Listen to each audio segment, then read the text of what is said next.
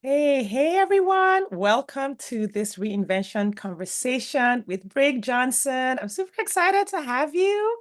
We're talking about mastering stress so that you can reinvent yourself. So welcome, Brig. Please introduce yourself to the people. Oh, thank you. First of all, I just was like tickled pink when you were like reinvention. I was like, yes. First of all, because I'm dead in the middle of reinvention, like I think 4.0, 5.0, like 6.0, whatever. Like it's like, oh, it is a consistent process. But I'm Brig Johnson. For those of you who don't know me, I am a master life coach and I call myself the Black Woman's Thrive expert because what I found is once I help my clients identify, clarify, and master their stress responses and the hidden stress that they have in their life, they thrive. And so I'm a Thrive architect. My dad was an architect, so I like to using that word architect. Ooh, I love that. A Thrive architect. That sounds amazing. Sounds amazing. Okay. And I'm Shadi Curry. I'm a dating coach for divorced women. And for those of you watching on Facebook, please feel free to say hi, leave a question. I have it open here so I will be able to see your comments while we're talking. And okay, let's just jump right in because Brig, you have we've reinvented ourselves in the similar ways around divorce and our relationships and moving on from divorce. But you Mhm. have also like done a few other things along the way, getting Yeah. your anesthesiologist degree, starting over with zero income to do that, building a full-time coaching career, moving into a semi-retired lifestyle. I mean, building a coaching business, Yes. that's a whole reinvention. You want to Right. that. Yeah. Yeah. Yeah. Yeah. So tell us a little bit about that. Like what does it what has each of those transitions felt like for you? I think I think understanding that reinvention happens when there is a like like you know how an oyster makes a pearl because there is an irritation, right? Like there's an irritation and it doesn't even have to be a bad irritation because we think when there's reinvention that there it has to mean something is bad. And so, like, I remember distinctly remembering going from Nike warm up tennis shoes and sitting on the bench from the time my youngest was 4, which means my oldest was probably 7, and watching basketball with them all the way through state championships and winning, right? And then college. But I remember somewhere in there, and if any of you guys are mothers and your kids play like semi-professional basketball, soccer, and they play like that AAU, y'all know that's semi-professional, right? And we paying for it, right? But I remember my kid's junior year, my youngest junior year. I had done it. My son played, my youngest, my middle child played, and my youngest. And I remember distinctly saying, she's getting ready to go off to college because she was getting college offers. And what am I going to do with my life? And I remember distinctly going, I need to start creating a life now because when it happens, there's going to be this lull. So sometimes it's even proactive, our reinvention, but it's being able to listen to those little twinges of things are changing. Some things are needing to change, or you're desiring for them to change. And sometimes we just reinvent just because we want to reinvent, like my hair. I wore my hair for 25 years, like less than a half an inch. Like literally, if it got more than a half an inch, I was like, what the heck? I need a barbershop every 2 weeks. And then I was like, I want some hair again. And reinventing how I look, like the clothes I wear, everything. Like we just, it's a process and we get to evolve. Yeah. I always feel like changing my hair when I'm going through a process of growth or change. Like it's like there's this thing. Yeah. If you change my hair, chances Yeah. are something's going on the inside. And I've heard like Right. cosmetologists say that. Like when a woman comes in and says she's getting ready to chop all her hair off, they're like, okay, hold up. Yeah. Let's pull out a chair and talk about what's going on with you. We'll cut it. But like we gotta talk about this because something's Right. happening. Yeah. I think for me, my reinvention has always it's kind of I've always had this like thing about I didn't call it reinvention, but like always had this sense of like capacity that Mm. I like I can do more. I know I can do more. And I think that's kind of kept me, at least definitely since my divorce. Like pre-divorce, that was a whole lot going on. So, and we'll Right. talk Yeah. about that in just a second. But since then, since I started like my growth journey, Mhm. I've always like been like, if am I at capacity? No, I'm not at capacity. So like what's keeping us from that next level? Well, we Yeah. do want to talk about stress today. Mhm. And talking about my divorce reminded me of that because I think that's what kept me from my potential and my capacity for like those 20 years was because there was just so much stress happening with being married to someone who was super difficult, being in a stressful environment, just religious, racial, all of those things were all happening. And so Yeah. I couldn't grow in that environment. So let's talk about how stress can limit our capacity to reinvent. Yeah. Well, I mean, like it's think of it this way. I love to give this visual, and that is like if whatever it is you're wanting to reinvent, usually it's let's say like one of mine's was I'm going to be an athlete. Like I really literally reinvented myself to be an athlete. I went from couch to I'm going to start riding my bike, and I signed up for a 100-mile bike ride, no, 100K bike ride, and then which is 62 miles. And then right after that, I decided to do a marathon. So I went from couch to I'm an athlete. That is a reinvention. So, do you have the capacity though? Because, like, running a marathon and the training that involves in that is like a 20 ounce, a 20 ounce, jug, right? Like, that's what that requires. But if you have a gallon container and that gallon container is mostly three-quarters of the way filled with Mm, stress of life and everything else, like you putting that additional 20 ounces, it doesn't even have the capacity for it. So a lot of times, the first part of reinvention is like, can we get rid of the needless stress that we have? And it doesn't mean changing your life, but it does mean some of the shit that we're stressing about, we don't need to stress about. mm, mm. I Right? really love that you used a gallon Hmm. because it talks about how what our original capacity always was. So some of Right. us are thinking of ourselves as like, oh, I'm this little person who can Yeah. only I'm hold a 10 little ounces teacup. Yeah. teacup. Yeah. Oh, you're in a gallon container. You just Yeah. filled it with all kinds of stuff. Right. My goal is literally to take my clients from 1 gallon to 5 gallon. So now, because if you're wanting to do epic shit, you're running to reinvent yourself at a bigger level. That means some of that stuff is gallon size. And you Mm, can only do that if you have a 5 gallon drum and you have lots of support and other stress relieving, stress reducing things in process or in place. Yeah. yeah. What does that stress look like on a moment by moment basis? Like, I mean, I could talk to you all day long about it, but I want to hear like from you deal helping women with that at that level. Like what typically do they say? What are they saying is happening? What ironically what they're not saying is most of them are not saying I'm stressed. Right? Hmm. Like they don't even like especially my women because I work with mostly women of colors, specifically black women, but I do all women of color and I do women in general also. But um that that level of life, like that throttle, like you know how a car is throttled at a certain, like even when it's standing still, like if it's throttled high you can feel it moving. Like for a lot of us our throttle is set up here, so we Hmm. don't even realize that we're living a stressed life. We just think this is normal because we've always been taught to look behind, look both ways, protect yourself, figure out what they're doing, what their angle is. As soon as we meet them, what's their angle? Are they here to hurt me or harm me? Am Yeah. I welcome here? You go into some place, our filters are already automatically, am I safe? Where's the other black person? What's going on? Mm, They looked at what did that mean when she said that? Why did she say that? She touched me like that. That bump, what was that bump? Like all of that is going on, right? yeah. We don't even realize that is a high stress level, right? I call it black woman stress. Black woman stress, BWS.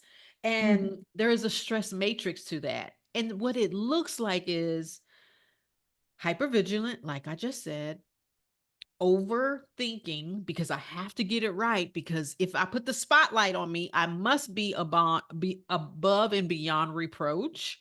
Because if Mhm. someone questions me, that means I didn't do something right or whatever. So overthinking, overanalyzing, lots of self doubt. I don't care how many degrees and accomplishments they have, lots of self doubt. And a lot of times, though, the sneaky ones, that it can look like I just completely ambivalent and I have shut down. Yeah. Because Yeah. once I've reached that capacity, what we don't understand is our nervous system, as a protective function, will shut things down and go, we can't do no more. So then we'll go in and stop and we will totally disengage from life. So you see that at around 30, 40, 40 to 50, 50-year olds especially.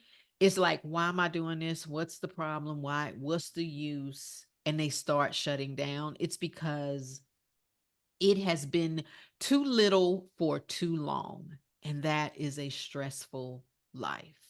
Yeah. What I've heard my clients say is things like, I'm not doing enough. So you Right? see this woman who is like doing all Yes. the things and doing them Right. well, thinking she's not doing enough. I've heard them say, oh, I need to get better, or they'll Mhm. blame themselves for the reactions that they're getting from the people around them. So people around them who are quote unquote intimidated by them or Yeah.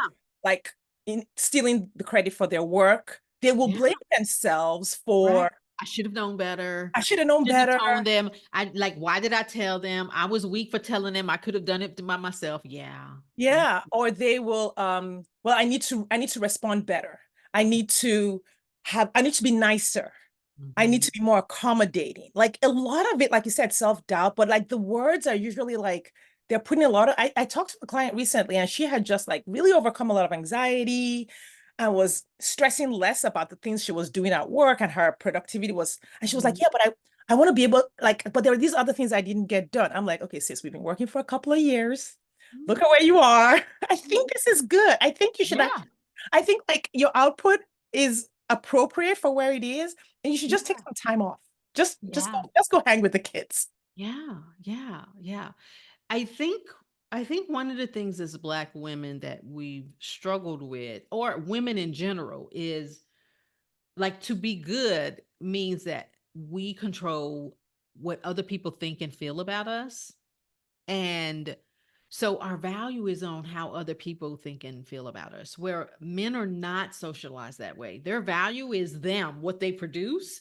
Our Yeah. value is manipulated through what other people do. So we've got to take actions to move their T, their thoughts, or to create their F's. Somehow or Mm-hmm. another, what we does go through the ethos and lands on them and creates a feeling. Like, that's what we think love is. I was like, no, they actually generated themselves.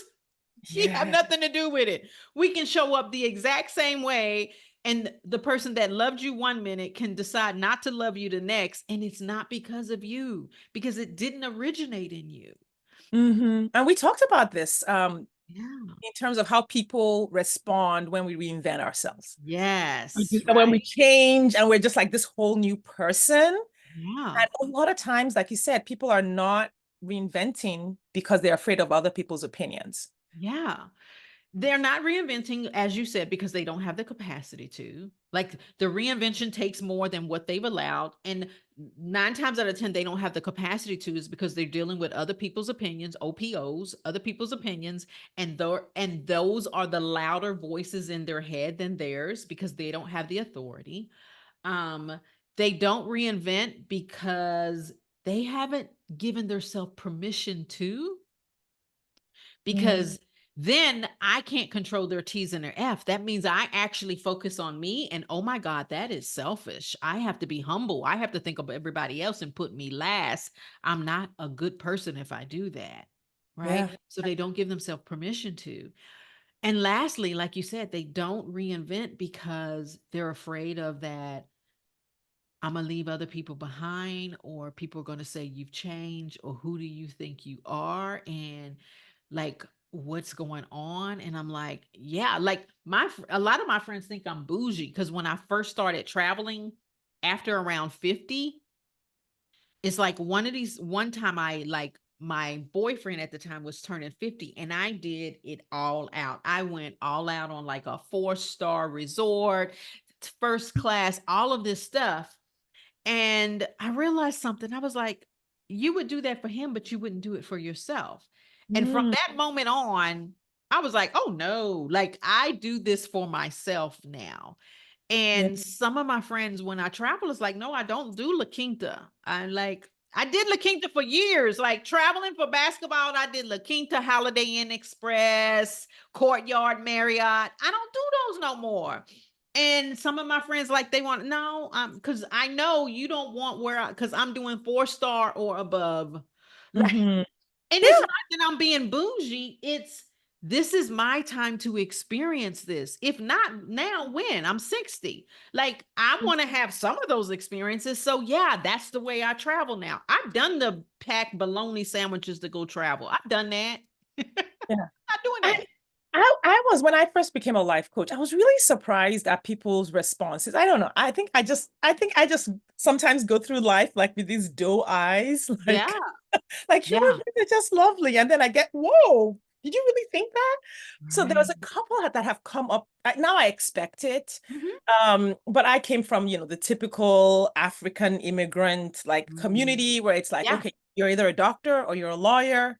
Mhm. Maybe you're an engineer, you're okay. If you're in Right. IT, I Yeah. guess, that kind of thing. Mhm. And so when I became a life coach, I didn't get a ton of comments, but when I did, first of all, you realize that, oh, people are saying this elsewhere, Right. just from the community point of view. And then it was always a little confusing and hurtful to me then, like early on. So one that I got was like, you're a divorce coach. I hope you don't promote divorce.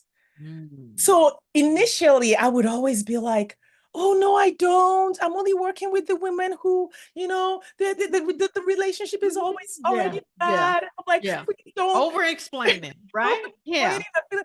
Now Yeah. I'm like, oh, yeah. Mhm. The last person who asked me that question about a year ago, I was like, oh, I do, honey. I Mhm. do. Because some of these marriages, they need to end. Like, Yes.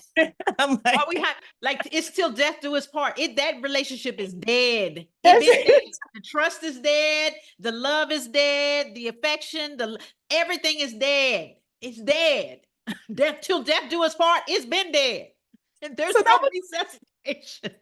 took a minute to had Mhm. already reinvented myself as that, but then it took a minute to sort of integrate those Mm. responses as like, oh Yeah. no, I don't need to feel bad about this. Yeah, they're gonna Yeah. think that, but like I am on it. And then the other one was the life coaching is not a real job, right? And so Mhm. I remember this old friend, we're still kind of friends, Yeah. but not close friends. But and then they had said, oh, isn't that this person was a man? So just Mhm. to put it in context, Mhm. so he said, oh, life coaching, isn't that a thing that like suburban moms do? Yeah. And of course, at that moment, I was like, Mhm. oh my God, is Mhm. it like this sad thing for like housewives to do? Maybe. Yeah. Now I'm like, wait, what's wrong with Why that? should they have my question is always, but yeah, and why should they have all the fun? Like, Right.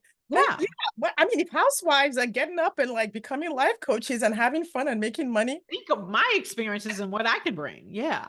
I know. I mean, I was a housewife at a certain point in time. So yeah. So Yeah. maybe I am a housewife who like what is even bad about any of that?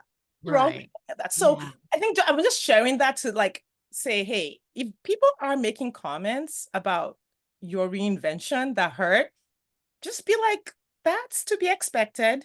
And it's Yeah. okay. It doesn't have to stop the reinvention. And I want to say this too.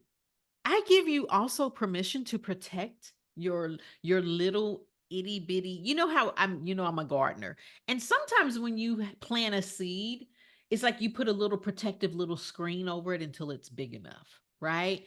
And sometimes your reinvention, you get to like protect it. And like maybe we don't Yeah. share it with everybody, especially when it hasn't grown roots within you where if someone comes in and they blow a big wind of doubt, that Mm, is going to mm, fall over. yeah. So we don't have to like announce it to everybody and tell everybody all the time. Like sometimes there are stages where we're very protective of our reinvention. Mm. And you get to do that too. If you know you're not like, if you know I'm not strong enough to take a lot of doubt right now because I'm still in the kind of doubt kind of phase, then you get to like hold it a little closer to you. I give you permission to do that. Yeah, yeah, 100%. And and I did that. Like, I mean, when I started my coaching business in 2016, Mhm. and the first thing I did was I did it under a pseudonym. Like,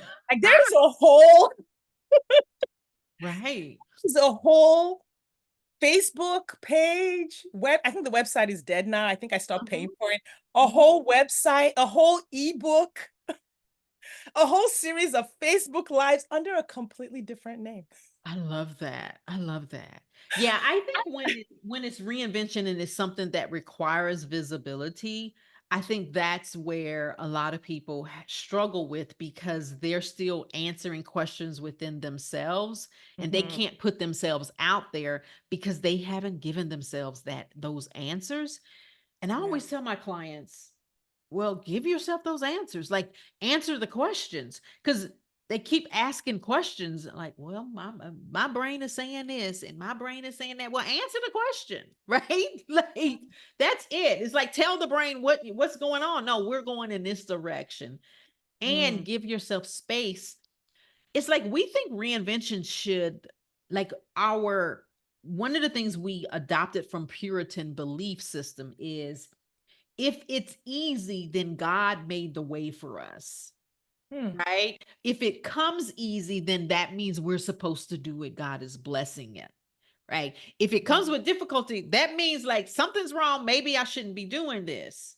Not uh like plowing, sowing and reaping involves breaking up the dirt. That's back breaking work.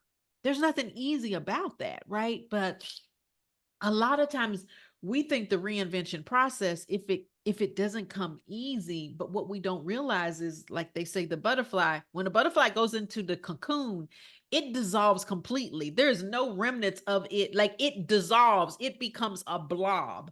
But we don't want to do that in our reinvention. We don't want to feel all the feels and go through and hold space for that or be that and feel that discomfort when I'm working walking up on a stage or I'm on a live or I'm wearing my hair differently or I'm starting to date again or like Yeah. I'm going to a new job and a new career and I'm doing it at 40 or I'm enrolling in school at 60. Like we don't want to feel that discomfort, Mhm. but that Yeah. discomfort comes with it Yeah, it does come with it. And like, and normalizing that reinvention at any age. at any Like the age. age thing is just like, Any okay, age. so you don't want to reinvent at 40 because people are going to say, oh, you're starting over at 40 or 50 or so what are you going to do? Like, is that going to be eat till you die? Like what? Tell you something, the age that you're at not right now, there's going to be a time where you wish you can go back. I remember being 40 thinking, oh my God, I'm old. I would do anything to go back to 40. I'm 60 now. I would go back. I'm like 40. But here's what I do know. And that's the wisdom of living a longer life Mm, is I've accomplished so much between 40 and 60. Oh my God, there was at least 4 or 5 reinventions between 40 and 60. And I really do believe my life is just beginning. I thought that at 50, and I'm like, wait a minute. It's like, oh, I'm reinventing again. And so with that, I'm also facing the societal like 60 is old and oh my God, 65, you're getting retired. Like people talking retirement and everything. And I'm like really struggling with there's a part of me that's opening up to 60, and there's another part of me that's really struggling with 60. But yeah. what I've decided was like, look what I accomplished between 40 and 60. Imagine what I can accomplish between 60 and 80. When I look at what I did in 20 years, and I'm like, and so I literally, and here's a tip for your listeners and people who are watching. If you're reinventing, go to Instagram and find the people that are doing what it is you want to do that look like you. Like if you're a curvy woman, Find curvy women on your Instagram. Stop looking at them size 2 women if you are curvy women reinventing themselves. Find you some curvy women that are living the fuck out of their lives and do that. If you're 60 and you're like, I'm afraid of like aging, find you some eight, fill your Instagram feed up with 80-year-olds living their lives, traveling, healthy, because what we see repeatedly does matter. And what our social media feed feeds us is important. So Mm, curate your social media for where you want to be and representation that looks like you. yeah, yeah, 100%. Yeah, on the age thing, like first thing, I always remind, and I tell my kids this too. Like, Mhm. I'm like, this is the youngest you're gonna be, whatever age you are today. Right. This is Yes. this is youth for you. This is, Right. Yeah. you know what? Yeah. Don't look back. This is it. Yeah. This is youngest. Yeah. It's not gonna be firmer than it is right now. And Right. Mhm. and then the other thing that I always did was I always tried to take that like that higher look. I remember when I got divorced at 39, going on Mhm. 40. And that was a huge reinvention for me. Like I had to process all the things and this Yeah. I wasn't not expecting that. And I Mhm. kind of sat down and the my past self that I sort of had this conversation with was my 19-year-old self because she Mhm. was the one who was doing all the okay, let's get married, let's find a guy. Yeah. I was like, Yeah. okay, sis, let's sit down and talk because Right. we had plans before we did all this, right? And so I kind of went back to like, okay, what the fork in the road, where did we take that fork in the road and what did we want to do and putting it all back together. And I thought if I were 19 again, presumably I could live another 40, 50 years and create the life I wanted if I could go back. But then I Mhm. was like, but I'm 40 now. Mhm. I could live another 50 years. You could. Okay, Yeah. so it's kind of the same Yeah. thing. Kind of the same, right? Like when you really look at it, that's why I was like, if I was looking at it from 40 to, I'm like, those were some good years.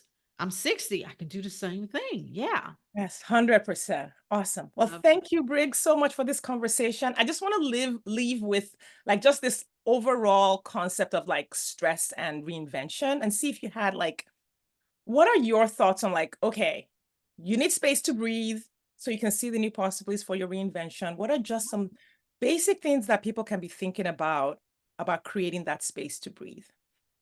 I think one of the things we have to realize is I call it the stress matrix.